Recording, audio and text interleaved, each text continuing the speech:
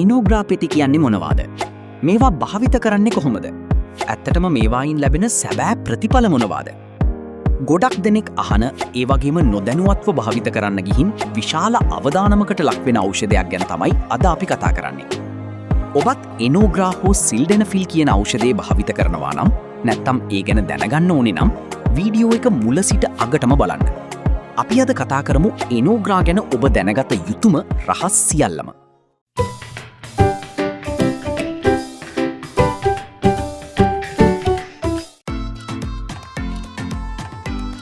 ඖෂධයේ ක්‍රියාකාරීත්වය PDE5 ඉන්හිබිටර් සිල්ඩෙනෆිල් මගින් ශරීරයේ PDE5 නමැති එන්සයිමය වළක්වයි. ලේ ගමනාගමනය වැඩි කිරීම.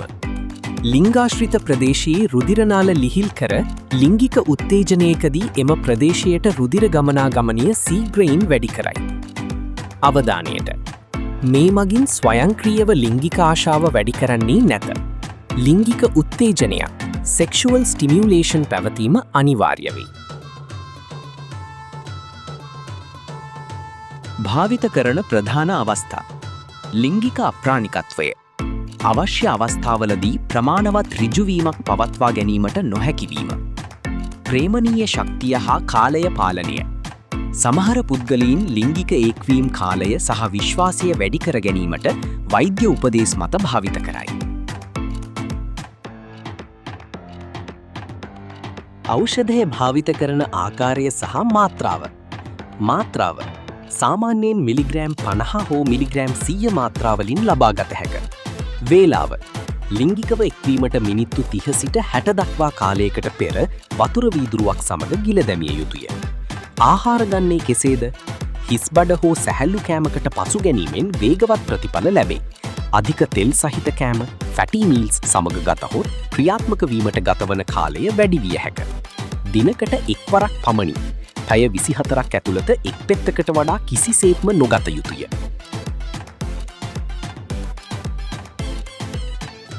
සාමාන්‍ය අතුරු ආබාධ. හිසරදය, මුහුණ සහ ගෙල ප්‍රදේශය රතුවීම, රස්නය දැනීම. බඩේ දැවිල්ල, අජීර්ණය. නාසය හිරවීම. කරකැවිල්ල. පෙනීමේ වෙනස්කම්, නිල් පැහැයක් පෙනීම හෝ අඳුරු බව. අවදානම් බරපතල අතුරු ආබාධ. පැය 4කට වඩා වැඩි කාලයක් වේදනාකාරී ලෙස ඍජු වී පැවතීම. වහාම රෝහල්ගත විය යුතුය. හදිසි පෙනීම හෝ ඇසීමේ හැකියාව අඩුවීම. පපුවේ කැක්කුම හෝ හුස්ම ගැනීමේ අමාරුව. විශේෂ සූදානම සහ වෛද්‍ය උපදෙස්.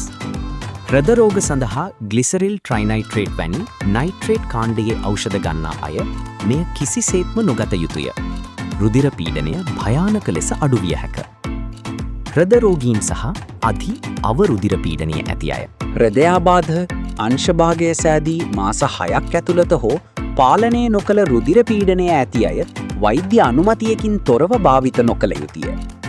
ඇල්කොහෝල් සමග භාවිත කිරීමෙන් රුධිර පීඩනය බැස යාම සහ කරකැවිල්ල වැඩි විය හැක.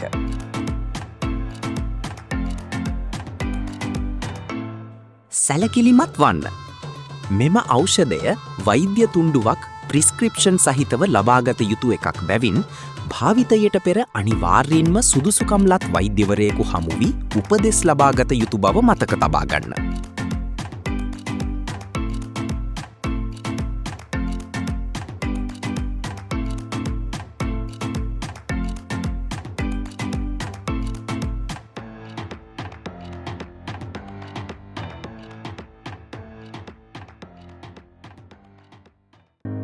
ඔන්න එහෙනම් ඉනෝග්‍රා ඖෂධය ගැන ඔබ දැනගත යුතු වැදගත්ම තොරතුරු ටික අද අපි කතා කළා. නැවතත් මතක් කරනවා මෙය දැනුවත් කිරීම සඳහා පමණක් කරන ලද වීඩියෝවක්. ඕනෑම ඖෂධයක් භාවිත කිරීමට පෙර අනිවාර්යෙන්ම සුදුසුකම්ලත් වෛද්‍යවරයෙකුගෙන් උපදෙස් ලබා ගන්න. අද වීඩියෝ එකකින් ඔයාට යම් දැනුමක් ලැබුණා නම් වීඩියෝ එකට ලයික් කරන්න, ඔයාට තියෙන ප්‍රශ්න හෝ අදහස් පහලින් කමෙන්ට් කරන්න. මේ වගේ සෞඛ්‍යමය තොරතුරු ඉදිරියටත් දැනගන්න අපේ channel එක subscribe කරන්න අමතක කරන්න එපා.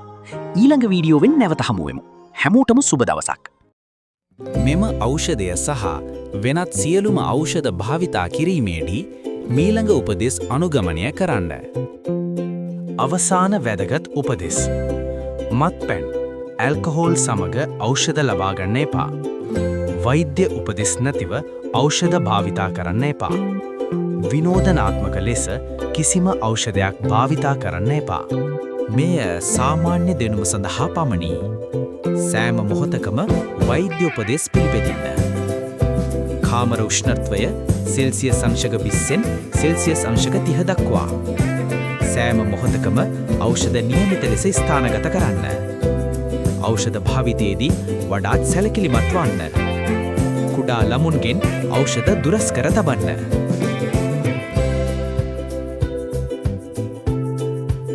ඔබට මෙම වීඩියෝව වැදගත් වුණා නම් ලයික් කරන්න. තවත් මෙවැනි සෞඛ්‍ය දැනුම ලබා ගන්න channel එක subscribe කරන්න. ඔබේ යාළුවන්ටත් මේ දැනුම ලබා ගන්න share කරන්න. ඊළඟ සෞඛ්‍ය වීඩියෝවෙන් හමු වෙමු. ඔබට නිරෝගී ජීවිතයක්. සුබ දවසක්.